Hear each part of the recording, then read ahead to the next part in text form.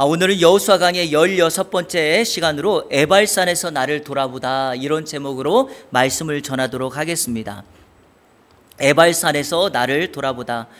지난주일 다시 싸우는 아이성 전투에 대한 말씀을 나누었습니다. 아간의 범죄, 그리고 여호수아를 비롯한 이스라엘 백성들의 나태한 방심이 아이성 전투의 첫 번째 전투의 패배를 가져왔습니다. 그래서 여호수아는 아간의 범죄를 철저하게 처리하고 다시금 하나님의 주신 말씀의 명령에 집중하게 됩니다. 그렇게 해서 여호와께서 다시 가서 아이성과 싸우라는 명령을 받습니다. 여러분, 다시 싸우는 전쟁에서 백성들의 마음가짐과 태도가 달라졌습니다. 그런데 여기서 정말 중요한 것은 하나님의 전략이 바뀌었다는 것입니다. 하나님은 언제나 상황과 환경과 싸움의 대상에 따라서 자신의 전략을 바꾸시는 분입니다. 여러분, 이 전략은 여리고의 전략과는 다른 방식이었습니다.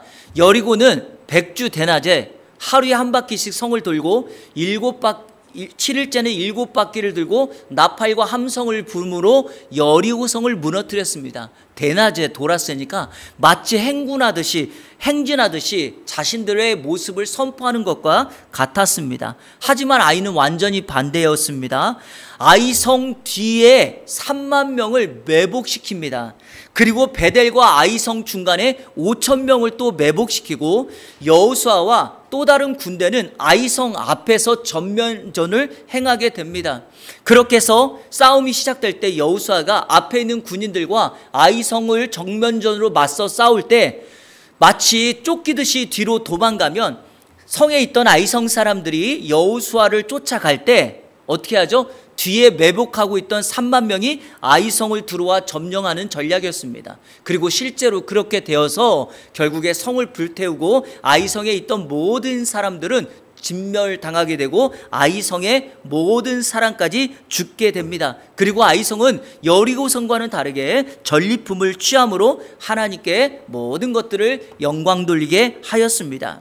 여러분, 사자성어에 이런 말 들어보셨나요? 파죽지세. 파죽지세라는 말을 그대로 번역해 보면 대나무에 한 그슬을 갈라 내리 쪼개듯 거침없이 적을 물리치며 진군하는 기세를 이르는 말. 무슨 말인지 알죠? 칼로 대나무 위에 있는 쪽을 칼로 딱 눌러서 그대로 쭉 내리치면 대나무가 양쪽으로 쫙 갈라지지 않습니까? 파죽지세라는 말이 바로 그런 거예요. 이 파죽지세라는 말을 전쟁이나 운동 경기할 때 자주 쓰죠. 그러니까 한 팀이, 한 나라가 적군을, 상대편을 그렇게 몰아붙이면 마치 대나무 잘리듯이 승리로, 그리고 경기에서 이길 수 있게 됩니다. 이런 것을 또 다른 말로 기선제압이라고도 말을 합니다. 여러분, 전쟁에 있어서 또 스포츠에 있어서 이 기선제압은 매우 중요합니다. 요즘 올림픽이 지금 진행되고 있으니까 이 기선제압 보셨죠?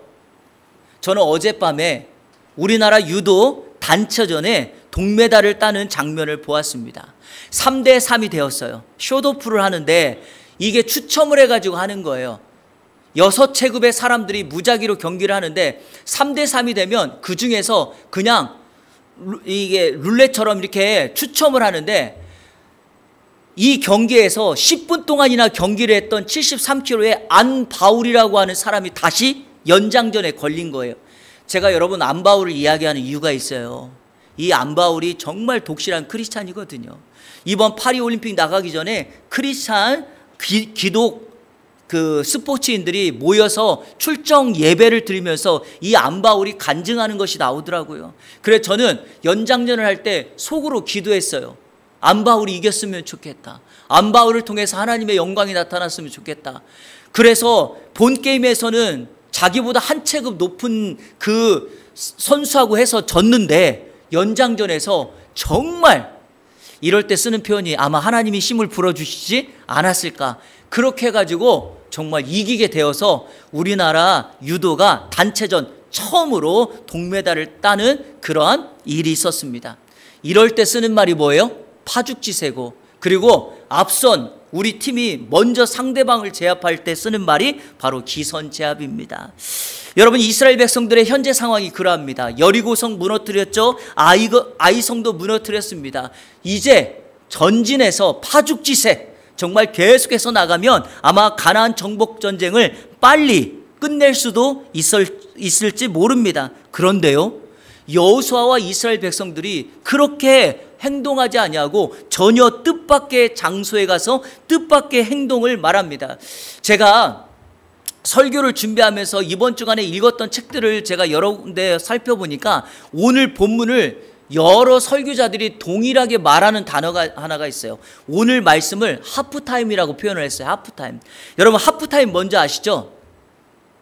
이 구기 종목 있잖아요. 축구, 농구 이런 거 할 때 전반전이 끝나고 중간에 하프타임이 있죠. 이때 뭐 합니까? 경기를 나왔던 선수들은 지친 체력을 보충하고 충전합니다. 감독이나 코치 입장에서는 어떻게 하죠? 전반전을 돌아보면서 후반전을 위하여 전략을 새로 짜요. 교체할 선수가 누구인가를 보는 거죠. 그런데요, 이것이 단지 스포츠 경기에만 있는 것이 아니라 우리 인생에도, 신앙의 영역에도 하프타임이 있다는 것입니다. 제가요, 미국에 유학 갔을 때 나이가 37살이었어요. 그러니까 참 늦게 갔죠. 저희 가족도 그랬고 저희가 가서 여러분들에게 만났던 사람들에게 말했던 고백이 이거였어요. 제가 21살 때부터 사역을 했기 때문에 굉장히 오래 사역을 하고 난 상태에서 유학을 갔어요. 그때 저희가 고백이 하나님께서 앞으로의 우리 사역을 위한 하프타임을 주신 거다. 그래서 이때 공부하고 이때 준비하고 미국 교회를 돌아보면서 한국에 와가지고 내가 어떤 사역을 더 진보적으로 해야 될지를 내가 준비하는 하프타임, 재충전의 기간이다라고 생각을 하고 있었던 거죠. 여러분, 1년에 지금 8월, 7월 말 8월도 마찬가지 아닙니까? 우리에게 준 휴가가 뭡니까? 올 한 해 전반기를 마무리하고 하프타임을 보내면서 휴식하고 재충전해서 이제 남겨진 2024년의 후반기를 잘 살아보려고 하는 것 아닙니까? 물론 우리나라 여름 휴가는 진정한 재충전이라기보다는 사람 구경하고 날씨 때문에 너무 힘들고 그렇게 한 것이죠. 그럼에도 불구하고 이 하프타임은 너무나 중요합니다. 왜냐하면 우리의 전반기에 부족한 부분을 다시 세울 수 있었기 때문이죠. 그런데 이 하프타임이 오늘 여호수아에게 정확하게 동일하게 적용됩니다. 여호수아는 파죽지세로 다른 지역에 가서 전쟁을 한 것이 아니라 이스라엘 백성들 모두를 데리고 에발산으로 갑니다. 성도 여러분, 에발산은 이스라엘 백성들이 물리쳤던 아이성에서 북쪽으로, 그러니까 위쪽으로 약 30km를 가야지 나오는 이 산이 에발산이고, 이 에발산은 세겜이라고 하는 지역 땅에 놓여진 산입니다. 에발, 이 말이 민둥이라는 말이에요. 민둥. 여러분, 민둥이 뭐죠? 숲이 없고 나무가 없다는 거예요. 그래서 이 에발산은 실제로 민둥산이에요. 즉 바위산입니다. 우리가 잘 아는 것처럼 하나님께서 모세를 통하여 에발산이라고 하는 것과 그리심산을 놓고 에발산을 저주의 자리로, 그림신산을 축복의 자리로 예언하고 말씀을 전했던 것이 바로 에발산은 바위산이기 때문에 푸르름을 볼 수 없죠. 이와는 반대로 그림신산은 바로 나무나 숲이 우거진 산이기 때문에 그곳에서 풍성함의 축복을 말하게 하였던 것입니다. 모든 이스라엘 백성들을 데리고 지금의 자리에서 30km가 떨어진 에발산으로 데리고 간 이유가 뭘까요? 여호수아에게도 이스라엘 백성들에게도, 그리고 오늘 저와 여러분의 앞으로 인생과 신앙의 삶에도 이 에발산의 권면과 은혜가 필요하기 때문입니다. 그래서 어렵지만 반드시 해야 될 일들을 위하여 그들을 데리고 에발산으로 갔던 것입니다. 자, 그러면 신앙의 하프타임, 인생의 하프타임, 올 한 해 후반기를 위하여 여러분들이 지금 오늘 말씀을 통하여 동일하게 에발산에서 이스라엘 백성들이 했던 이 일이 오늘 저와 여러분의 동일한 신앙의 일이어야 될 줄로 믿습니다. 에발산에서 여호수아는 무엇을 했을까요? 첫째로 그는 제단을 쌓아 하나님께 제사를 드렸어요. 한번 따라 볼까요? 제단을 쌓아 하나님께 제사를 드렸다. 자, 오늘 성경 말씀 30절과 31절을 다 같이 읽겠습니다. 시작. 그때 여호수아가 이스라엘의 하나님 여호와를 위하여 에발산에 한 제단을 쌓았으니 이는 여호와의 종 모세가 이스라엘 자손에게 명령한 것과 모세의 율법책에 기록된 대로 쇠 연장으로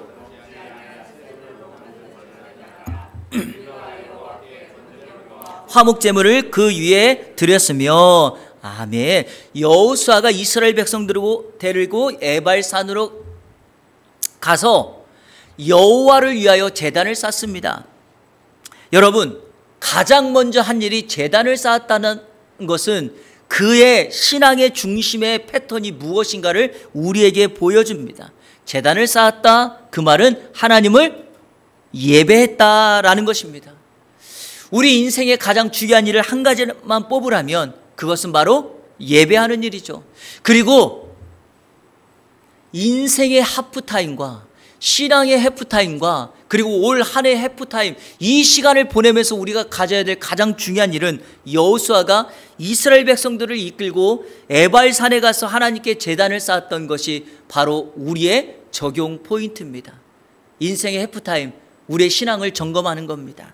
다시 한번 제단을 쌓아서 하나님께 예배하는 것이 가장 가치 있고 중요한 일인 줄로 믿습니다. 이거보다 더 중요한 일은 없다라고 저는 믿습니다. 사랑하는 예안의 성도 여러분, 우리가 해야 될 일 많습니다. 가야 될 곳도 많고 또 이루어야 될, 준비해야 될 것도 많습니다. 하지만 성도의 길을 가는 우리들에게 해프타임에 가장 중요하게 여겨야 될 것은 바로 하나님을 예배하고 우리의 신앙을 점검하는 일인 줄로 믿습니다. 제가 여러분에게 가끔 사용하는 단어 당면한 문제라는 것을 다시 한번 점검해 보셔야 됩니다. 인생의 해프타임에 나에게 가장 당면한 문제가 무엇일까요? 하나님께 제단을 쌓는 것입니다. 그것을 위하여 헌신하면 반드시 하나님께서 저와 여러분에게 진정한 안식과 평안과 쉼을 주셔서 재충전하게 하여서 후반기도 잘 달려나가게 될 줄로 믿습니다. 여러분, 여기서 우리가 두 가지를 주목해야 됩니다. 이 제단을 쌓을 때 오늘 말씀이 우리에게 보여주는 두 가지, 이게 핵심이거든요. 자, 첫 번째, 이 제단을 쌓을 때 쇠 연장으로 다듬지 않은 새 돌로 쌓았다는 거예요. 자, 쉽게 설명합니다. 저를 한번 보실까요?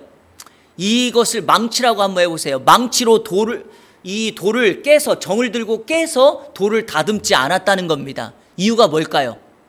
여러분, 하나님 앞에 제단 쌓는 것은 깎여지지 않은 이 돌, 쓰여지지 않는 새 돌을 그냥 쌓아서 제단을 만들었다는 것입니다. 이것을 이해하려면 우리가 출애굽기 20장 25절을 읽으면 됩니다. 다 같이 읽겠습니다. 시작. 내가 내게 돌로 제단을 쌓거든 다듬은 돌로 쌓지 말라. 내가 정으로 그것을 쪼면 부정하게 함이니라. 아멘. 무슨 의미일까요? 여러분, 인간적인 방법으로 돌을 깎는다는 것은 인위적인 요소가 그 제단에 들어갔다는 거죠. 자, 또 하나는 이 정과 끌로 돌을 치게 되면 소리가 커요. 그러면 여러분, 이것을 의미하는 영적 의미가 무엇이냐? 제단에 하나님께 예배하는데 세상의 소리가 난무하게 된다라는 것입니다.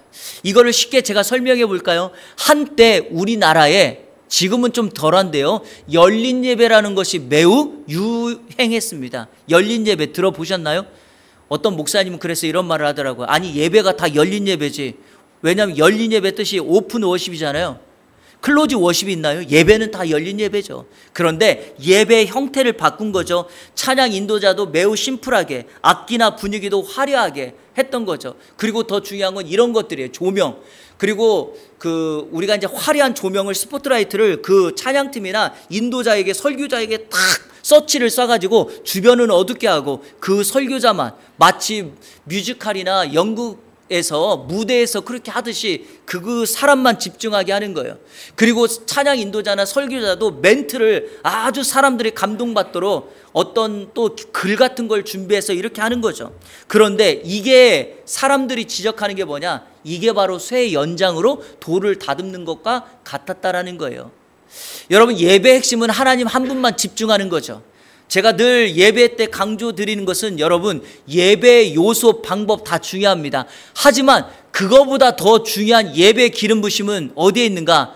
기름 부음이 있는 예배자에게 있다라는 겁니다.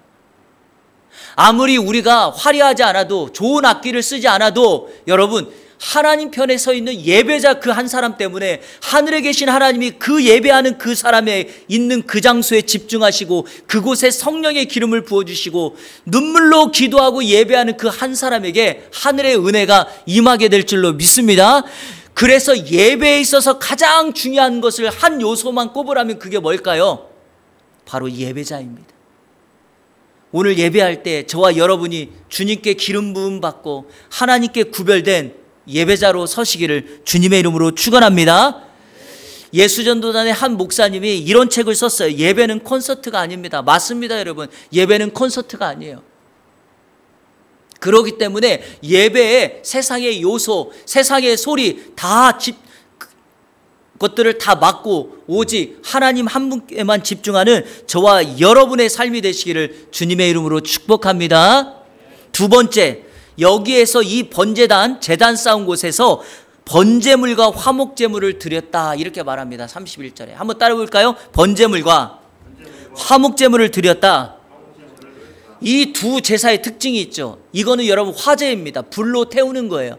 5가지 제사 중에 불로 태운다는 것은 온전히 불태운다는 의미이기 때문에 거기에 담겨진 건 뭐냐? 우리의 온전한 헌신과 순종과 자기 포기입니다. 그러니까 예배할 때 우리는 자기 부인이 있어야 돼요. 예배할 때 우리의 공로가 앞서거나 우리의 것이 앞서면 안 됩니다. 예배자들 중에서, 예배드리는 사람들 중에서 가장 시험이 많이 드는 그 사람이 혹시 누군지 아십니까? 평균적으로? 찬양대. 가운을 입고 화음 마치는 분들 있잖아요. 왜 그러냐면 이분들이 종종 실수하는 게 이런 거예요. 찬양을 예배 전에 와서 시간을 구별을 잘 준비합니다. 그런데 항상 이런 생각이, 지휘자에 맞춰서 찬양을 할 때 아름다운 화음의 소리를 내야 된다고 생각을 해요. 그래서 정말 집중해서 이렇게 그 찬양을 합니다. 그런데 문제는 뭐냐? 찬양이 끝나고 나부터 이제 이 싸움이 시작되는 거예요. 가끔 가다가 이 카메라를 찍는 교회들 보면 찬양대를 딱 비추면 예배가 끝나고 목사님이 설교할 때만 되면 반절 이상이 거의 계시권에 들어가는 것을 종종 보게 됩니다. 주무세요. 왜 그럴까요? 항상 사단이 이런 유혹을 하거든요. 너 화음만 잘 맞추면 돼. 너의 목소리를 잘 내면 돼. 그러면서 그 뒤편에 있는 게 바로 이거죠. 너는 오늘 찬양으로 예배 다 드린 거야. 말씀에 집중하지 않아도 돼. 이런 유혹이 많다는 거예요. 여러분, 그렇지 않습니다. 내가 찬양대에 있을 때는 찬양만 할 때만 예배자가 아니라 그 주일 시작부터 내 하루의 삶을 마감할 때까지 하나님을 예배하고 기도하고 말씀을 듣는 모든 시간이 다 예배 시간인 줄로 믿습니다. 그래서 번제물과 화목제물을 드렸다는 것은 바로 우리의 온전한 자기 부인과 자기 포기, 헌신을 의미합니다. 그리고 여기서 정말 드리고 싶은 말씀이 있어요. 화목제물을 드렸다는 것이 중요하고, 이 화목제물을 드린 장소가 어디라고요? 에발산입니다. 제가 아까 말씀드렸죠. 에발산은 어떤 산이라? 저주가 선포되는 산이에요. 저주가 선포되는 산에서 화목제물, 하나님과의 관계가 깨졌거나 이웃과의 관계가 깨졌을 때 드리는 제사, 제물이 화목제물입니다. 놀라운 사실은 에발산의 저주를 화목제물을 통하여 바꾸어 하나님과의 관계와 이웃과의 관계를 회복하는 그 축복의 자리가 에발산 화목제물을 드리는 장소가 되었다라는 사실이죠. 바로 이것을 우리에게 가르쳐 주기 위함입니다. 이스라엘 백성들이 가나안 땅에서 또 아이성에 실패해서 그들의 삶이 하나님과의 관계가 깨졌을지라도 여호수아는 그 백성들을 이끌고 에발산으로 가서 거기에 온전히 불태우는 번제물과 화목제물을 통하여 그들의 관계와 그들의 신앙을 회복시키고 있다라는 사실이죠. 놀라운 사실은 신약 성경으로 오면 이 화목제물이 바로 우리 구주 예수 그리스도, 그러니까 죄로 인하여 사망의 자리에 있던 우리를 예수 그리스도께서 온전히 자기의 생명을 내어 화목 제물이 되어 주심으로 우리를 죄의 자리에서 의의 자리로, 사망의 자리에서 생명의 자리로 인도해 주셨다라는 거죠. 자, 우리 로마서 3장 23절 25절 쭉 한번 다 같이 한번 읽어보겠습니다. 시작. 모든 사람이 죄를 범하였음에 하나님의 영광에 이르지 못하더니 그리스도 예수 안에 있는 속량으로 말미암아 하나님의 은혜로 값없이 의롭다 하심을 얻은 자 되었느니라. 이 예수를 하나님이 그의 피로써 믿음으로 말미암는 자 뭐요? 화목 제물로 세우셨으니 이는 하나님께서 길이 참으시는 중에 전에 지은 죄를 간과하심으로 자기의 의로우심을 나타내려 하심이니. 아멘. 예수 그리스도 그분의 화목 제물 되심이 없었다면 아마 오늘 우리의 죄는 여전히 남아있어서 의의 자리로 갈 수 없을 것입니다. 하지만 자격 없는 우리들을 위하여 그분께서 마치 에발산에서 화목제물을 드림으로 이스라엘 백성들이 하나님과의 관계와 이웃과의 관계를 회복하여 온전한 신앙의 회복을 이루었던 것처럼 예수 그리스도 화목제물 되신 그분이 우리에게 제물이 되어주심으로 말미암아 하나님과 이웃과의 관계를 회복해 주셨다. 여러분, 이 진정한 해프타임 이 시간에 저와 여러분 오늘 영적 에발산이 이 땅에 서서 하나님께 화목제물을 여러분의 삶을 드림으로 하나님과의 관계를 회복하는 은혜가 있기를 주님의 이름으로 축원합니다. 둘째로 에발산에서 무엇을 했는가? 율법을 기록합니다. 한번 따라 볼까요? 율법을 기록한다. 자, 우리 32절 다 같이 읽겠습니다. 시작. 여호수아가 거기서 모세가 기록한 율법을 이스라엘 자손의 목전에서 그 돌에 기록하매. 아멘. 오해하시면 안 됩니다. 이 돌은 모든 율법을 다 기록하는 것이 아니라 신명기 27장에 나와 있는 축복과 저주의 핵심을 요약한 그 율법을 기록했다는 것입니다. 사랑하는 성도 여러분, 율법을 돌에 기록했다는 것은 남기기 위함 아닙니까? 그렇다면 가나안 정복전쟁의 성격이 무엇인가를 우리에게 정확하게 설명합니다. 인간의 노력, 전략, 방법에 가나안 정복전쟁의 승리가 있는 것이 아니다. 오직 하나님께서 우리에게 주신 말씀, 그 말씀대로 순종하며 따라갈 때 우리에게 승리가 있다. 여호수아는 그거를 알기에 그걸 남기기 위하여 말씀을 돌에 기록하고 있다라는 것이죠. 우리 시편 37편 31절 다 같이 한번 읽어보겠습니다. 시작. 그의 마음에는 하나님의 법이 있으니 그의 걸음은 실족함이 없으리로다. 아멘. 사랑하는 성도 여러분, 왜 남의 한마디 말에 마음이 쓰러지고 상처될까요? 내 마음에 하나님의 말씀이 남아있지 않기 때문입니다. 내 마음에 하나님의 말씀이 새겨지고 있으면 어떤 사람의 말이라 할지라도 실족하지 않습니다. 넘어지지 않습니다. 왜? 그 말씀이 나를 살리는 말씀인 줄로 믿으니까요. 그 말씀이 내 길에 비치고 등이 된다는 것을 믿기 때문입니다. 그러므로 우리의 마음을 다시 한번 점검해 보셔야 됩니다. 로버트 멍어라고 하는 목회자가 썼던 그 오래전 고전과 같은 얇은 소책자 기억나십니까? 내 마음 그리스도의 집. 이게 무슨 책이냐면요, 내 마음에 예수 그리스도께서 들어오기를 원하시는데 마음이 너무 더러워요. 그러면 어떻게 해요? 못 들어온다는 거예요. 자, 여러분의 집을 한번 비교해 볼까요? 현관문을 열고 딱 들어섰습니다. 거실에 갔는데 거실이 너무 더러워요. 예수님이 앉을 수가 없어요. 안방문을 열었더니 안방문도 더러워요. 작은 방문을 열었더니 작은 방도 더러워요. 그럼 예수님이 머물 수가 없다라는 거죠. 세상의 탐욕의 마음, 죄된 마음, 부정, 질투, 시기 이런 것들이 마음에 가득하면 예수 그리스도께서 들어올 수가 없다라는 거죠. 그런데 이 로버트 멍어 목사님이 뭐라고 말하냐면 마치 우리의 그 집에 있는 것처럼 마음의 방을 깨끗이 청소해야 된다는 거예요. 그러면 주님께서 그곳에 머물러서 우리 인생을 지배해 주신다라는 거죠. 중요한 사실은 우리 마음에 세상적인 쓰레기와 같은 것들이 너무 많이 잔재해 있다는 겁니다. 자, 그럼 여러분에게 말씀드립니다. 어떻게 마음을 청소할까요? 어떻게 마음을 깨끗하게 할 수 있을까요? 오늘은 제가 여러분에게 한 가지만 전하도록 하겠습니다. 빌립보서 2장 5절 다 같이 한번 읽겠습니다. 시작.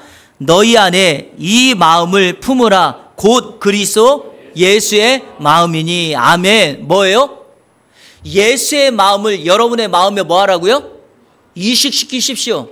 여러분 가끔가다 이 마음을 하트라고 표현하지 않습니까? 하트가 뭐죠?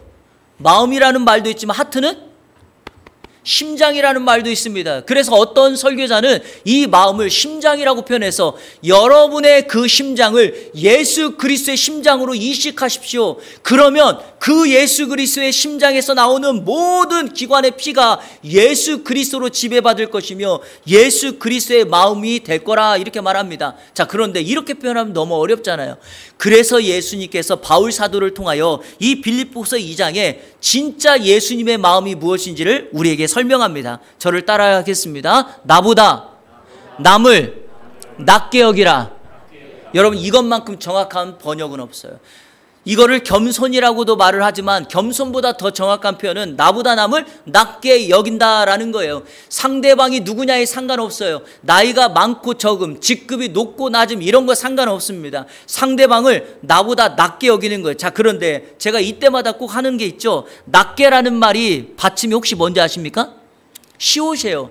시옷을 썼다는 건 나보다 상대방을 높인다는 겁니다. 이게 겸손이죠. 이게 예수님의 마음입니다. 그런데 여러분, 나보다 남을 낮게 여긴다고 할 때 시옷 받침을 지읒으로 바꾸는 사람들이 있어요. 자, 지읒으로 바꾸면 어떻게 되죠? 남보다 내가 높다는 것입니다. 그런데 놀라운 사실은 시옷의 받침의 낮게와 지읒의 받침의 낮게가 발음 기호가 똑같아요.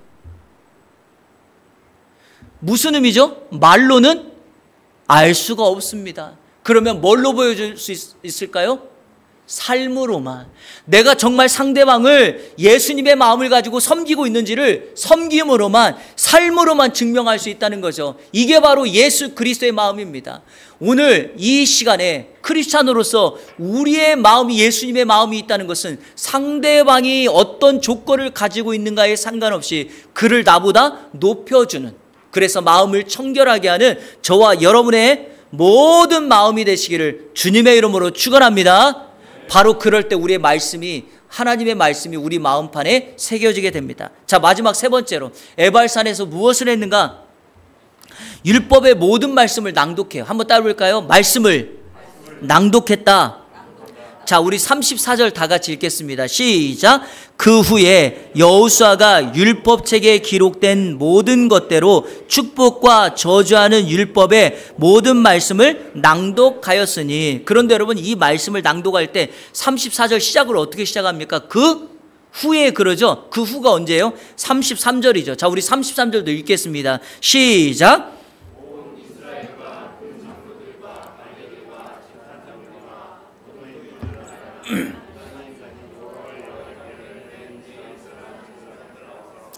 교회 좌우에 서되 절반은 그리심 산 앞에 절반은 에발산 앞에 섰으니 이는 전에 여호와의 종 모세가 이스라엘 백성에게 축복하라고 명령한 대로 함이라. 아멘. 자, 말씀을 낭독하기 전에 에발산과 그리심산에 6지파를 세워놓고, 여러분 그 산 골짜기가 있는 밑에는 언약궤를 놓고 그 앞에 언약궤를 짊어지고 있는 제사장들을 놓고 지도자가 앞에 서 있어요. 그러면 거기서 여호수아나 또 이 지도자들이 말씀을 낭독해요. 이 골이 울림이 커서 말로 해도 울릴 수 있다는 거죠, 역사적으로. 그래서 이렇게 쓴 거예요. 자, 이렇게 모든 준비를 하고 난 다음에 그때 말씀을 낭독했다라는 거죠. 자, 여기에서 여러분에게 이 말씀에서 두 가지를 제가 오늘 강조하려고 합니다. 자, 첫 번째는 이 말씀을 듣는 대상 중에 눈에 띄는 대상이 하나가 보여요. 이방인이 보여, 이방인. 자, 여기 아까 33절에 보니까 온 이스라엘과 그 장로들과 관리들과 재판장들과 본토인뿐 아니라 누구까지? 이방인까지. 사랑하는 여러분, 이방인에게까지 말씀이 전달돼야 된다라는 거예요. 제가 2주 전 수요 예배 때 이런 단어를 한번 여러분에게 소개했어요. 커밍아웃이라는 말이 있어요. 커밍아웃. 크리스찬이라는 말과 커밍아웃이라는 말의 합성어예요. 이게 무슨 말이냐면 내가 그리스도인, 크리스찬이라는 것을 공개적으로 사람들에게 선포하는 거예요. 직장에 갔을 때 나 크리스찬입니다 라는 거예요. 그런데 이것이 왜 굳이 선포를 해야 되는 것일까? 내가 크리스찬이라는 것을 세상에 공개적으로 알리는 순간 나의 삶에, 나의 언어에, 나의 행동에 모든 것들이 사람들에게 보여지기 때문이죠. 기억하십시오. 크리스찬이 하나님의 말씀대로 온전히 순종하여 살면 축복의 산이 될 것입니다. 그러나 크리스찬인 내가 커밍아웃을 했음에도 불구하고 여전히 세상을 쫓아 살면 내가 그 공동체를, 그 직장을 에발산으로 만들 수도 있다라는 것입니다. 그래서 여기에 이방인이 포함됐다라고 적용해야 합니다. 자, 또 하나 여기서 우리가 봐야 될 것은 말씀을 선별하지 않았다는 거예요. 자, 우리 35절 말씀 다 같이 읽겠습니다. 35절 시작. 모세가 명령한 것은 여호수아가 이스라엘 온 회중과 여자들과 아이와 그들 중에 동행하는 거류민들 앞에서 낭독하지 아니한 말이 하나도 없었더라. 아멘. 여러분, 이게 설교자의 위기 아닙니까? 내가 이 말하면 듣고 있는 성도들 중에 누가 상처받지 않을까? 그래서 하고 싶은 말도 하지 않고 하나님의 말씀이 있음에도 하지 않아요. 여러분, 그게 아니라 낭독하지 아니한 말이 하나도 없더라. 그것이 하나님이 주신 말씀이라면 여러분에게 어떤 말씀이라도 반드시 필요할 줄로 믿습니다. 저도 개인적으로 설교자로서 한 번도 여러분을 의식해서 이것 때문에 하고 빼고 저 이렇게 하지 않습니다. 단지 제가 말씀을 강의하기 때문에 그때 주어진 말씀을 여러분에게 있는 그대로 강의할 뿐입니다. 바로 그것이 여러분에게 꼭 필요한 말씀인 줄로 믿습니다. 그러니까 오늘 우리는 하나님의 말씀을 낭독해야 돼요. 자, 바꾸면 이런 표현이죠. 여호수아나 지도자가 말씀을 낭독하면 백성들 입장에서는 말씀을 뭐 하는 거죠? 듣는 거죠. 바로 이것입니다. 여러분이 인생의 해프타임에 해야 될 가장 중요한 일이 뭐냐? 바로 말씀을 듣는 거예요. 그래서 어떤 교회는요, 겨울방학 때, 여름방학 때 성경 통독을 해요. 이것 때문에 하는 거예요. 왜냐? 학기 중에는 바쁘고 직장일 때문에 바쁘니까 여름 휴가 3박 4일, 4박 5일 아니면 5박 6일 내서 이렇게 하는 거예요. 어떤 사람들은 해프타임에 단기 선교를 나가기도 해요. 어떤 사람은 뭐 다양한 일들을 합니다. 여러분, 왜 그럴까요? 하나님의 말씀을 들은 대로 살려고 하는 노력이죠. 말씀을 맺겠습니다. 인생의 후반기를 살거나 가나안 정복 전쟁의 후반기를 싸워야 될 여호수아에게 정말 중요한 승리의 비결은 바로 말씀에 있었다는 걸 그는 알았던 거죠. 성도 여러분, 오늘 읽었던 말씀 중에 아주 독특한 표현이 나와 있습니다. 성경 31절 한번 보실래요?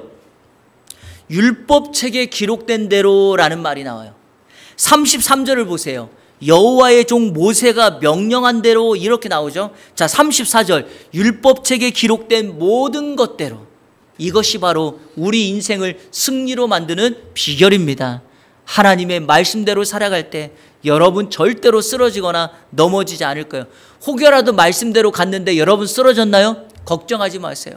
우리 주님이 그곳에서 여러분을 일으켜 주시고 비상구를 보여주실 것이고 그 넘어진 것 때문에 여러분에게 영적 맷집이 생길 것이며 앞으로 여러분들에게 인생에 다가오는 장애물이 있어도 거뜬히 넘어가는 하나님의 은혜가 임하게 될 줄로 믿습니다. 에발산에서 하나님의 축복을 전하는 여호수아의 이 말이 오늘 이 해프타임을 살아가는 8월 첫 번째 주일에 주시는 말씀으로 받아 여러분 하나님을 온전히 예배하고 그리고 하나님의 말씀을 마음판에 새기고 그리고 말씀을 들으며 한 주간 그리고 2024년 후반기를 살아가는 예안의 모든 성도들 되시기를 주님의 이름으로 축원합니다. 우리 시간에 결단의 찬양 다 같이 드리겠습니다. 내 삶에 들어온 주님의 말씀이 같이 찬양하며 고백합니다. 내 삶에 들어온 주님의 말씀이 내게 빛이 되시니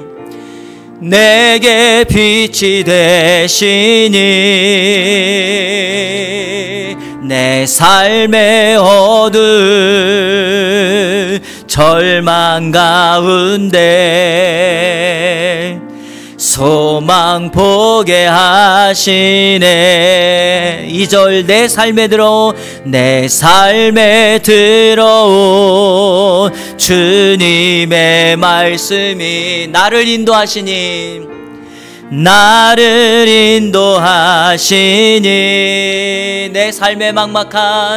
내 삶의 막막한 문제 가운데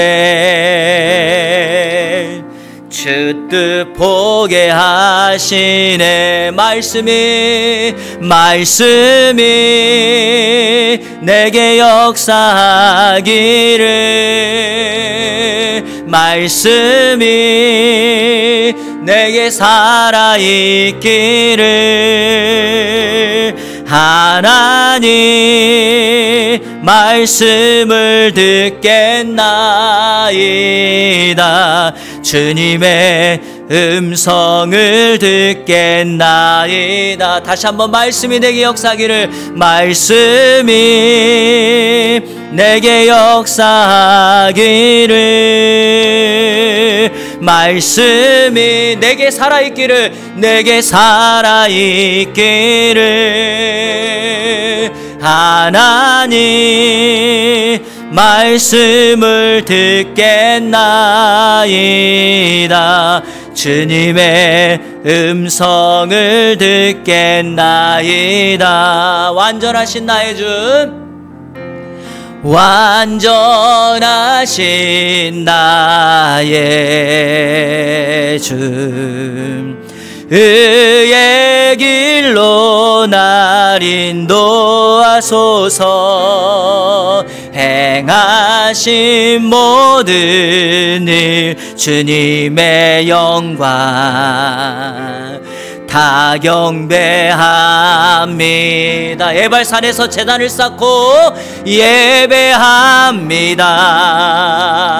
찬양합니다.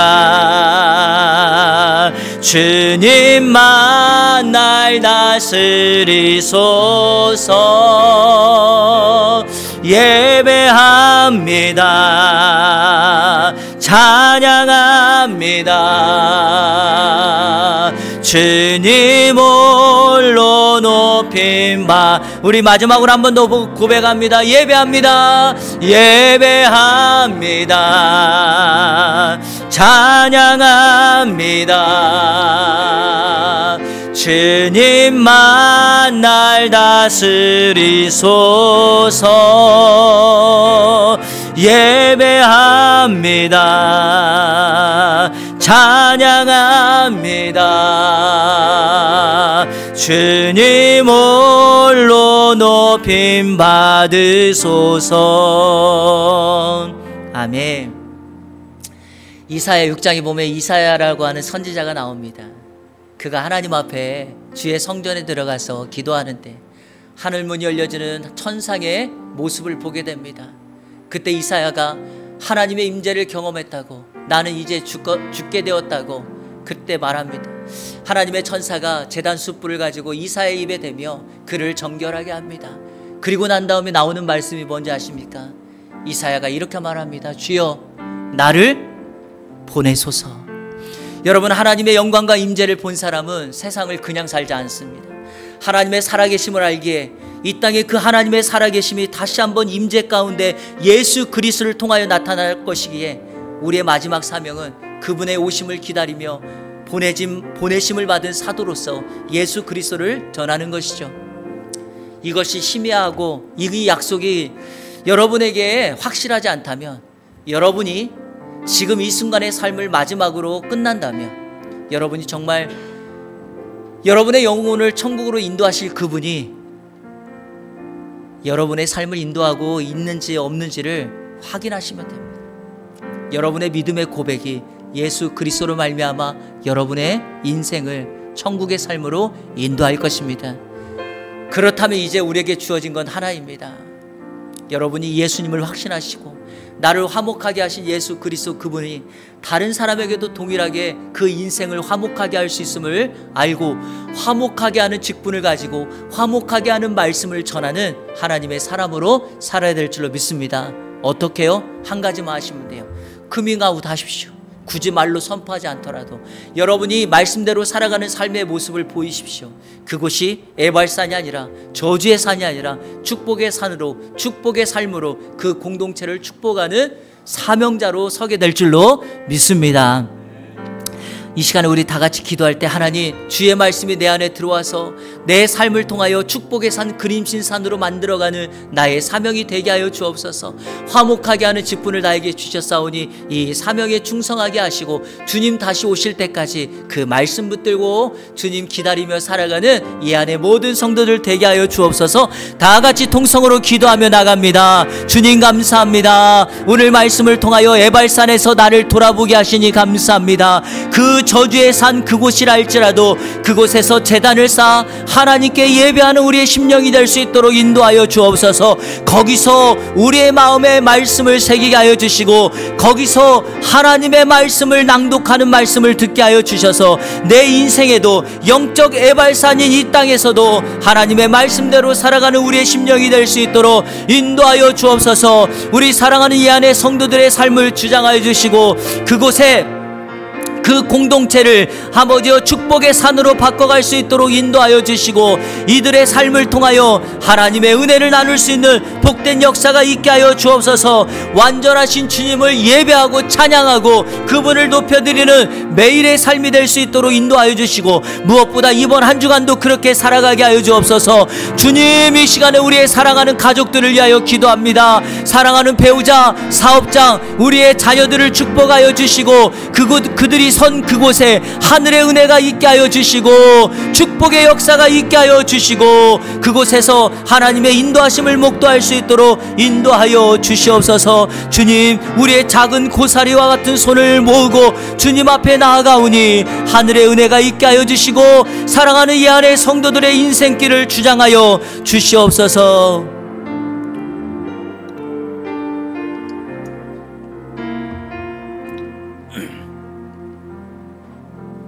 하나님 2024년에 이 중간 이 해프타임에서 우리의 삶을 돌아봅니다. 또 영적으로 여호수아가 가나안 정복 전쟁을 진행하지 않고 에발산에서 자신들의 신앙과 자신들을 돌아봅니다. 왜냐하면 그것이 진정한 승리의 비결이기 때문인 줄로 믿습니다. 우리도 오늘 이 에발산에서 전해진 이 하나님의 말씀을 마음판에 새기고 우리 인생의 후반기, 올 한 해의 후반기, 우리의 신앙의 후반기를 승리의 삶으로 살아갈 수 있도록 인도하여 주시옵소서.